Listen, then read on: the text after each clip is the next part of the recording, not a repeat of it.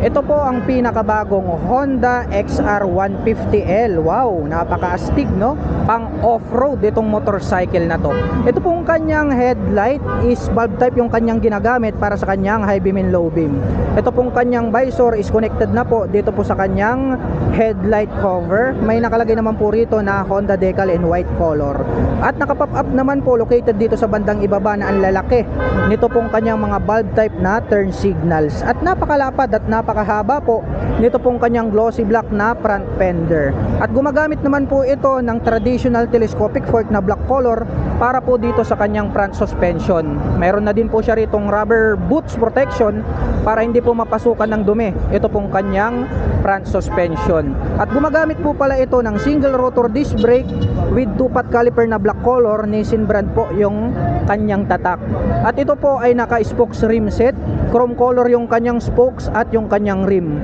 At ang sukat naman po ng kanyang gulong rito po sa bandang harapan, ito po pala ay mayroong sukat na 90/90-19. At ito po ay naka semi dual purpose pattern tires.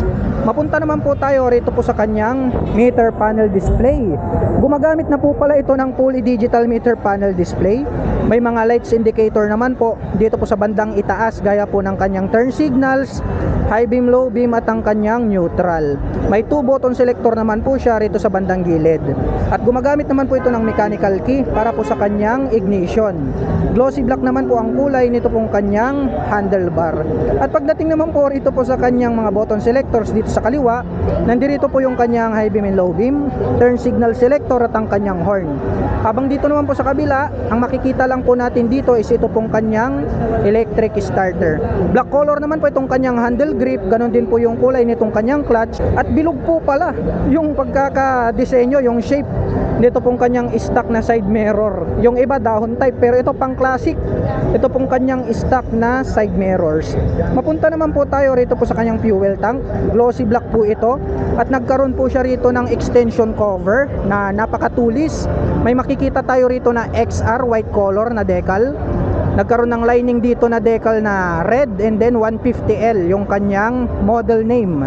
At dito po sa bandang ibaba, matutulis din po at may deep lines dito. May makikita po tayo rito na orange color tapos gray color na decal. At ito naman pong kanyang seat cover is black color po siya. At ang kagandahan nitong upuan po nitong kanilang Honda XR150L, napakalambot talaga. Ayan, tignan nyo yung aking kamay, bumabaon. Kaya masasabi ko na more comfortable talaga sakyan ito. May nakalagay naman po rito na Honda in white color na nakatatak dito po sa kanyang black color na seat cover. At napansin ko lang, ito po pala meron na po siyang built-in na rear carrier na kung saan ay pwede ka na po agad maglagay rito ng top box straight out from kasa. Unlike po doon sa mga ibang mga off-road motorcycle, wala po silang built-in na rear carrier. Kaya plus point to para sa akin. Mapunta naman tayo rito sa likod, silipin natin ito pong kanyang tail light. Unique din po ito pong kanyang tail light. Gumagamit po siya ng bulb type. Ganon din po ito pong kanyang mga bulb type na turn signals, ang lalaki, kaya more visible po yan kapag kayo po ay liliko sa kanan at kaliwa.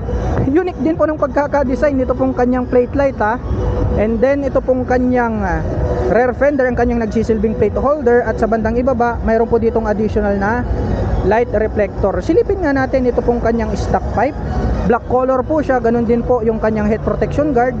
At chrome color naman po ito pong kanyang tip at mayroon po itong single exhaust. Ang kagandahan po pala ng model na ito, bukod po rito sa electric starter, mayroon pa po itong integrated na kick starter. Chrome color naman po ang kulay nito pong kanyang foot brake. At ito pong kanyang pillion step para sa ating rider is black color po siya na metal, nagkaroon ng rubber cover on top. Yung braces niya dito tubular na black color. Ito pong ating pillion step para sa ating back rider is metal din po siya na nagkaroon ng rubber cover. Meron din pong head protection guard para po dito sa kanyang elbow, papunta po rito sa kanyang exhaust pipe. At meron po itong 5-speed manual transmission. Glossy black naman po ito pong kanyang side stand at wala po itong center stand.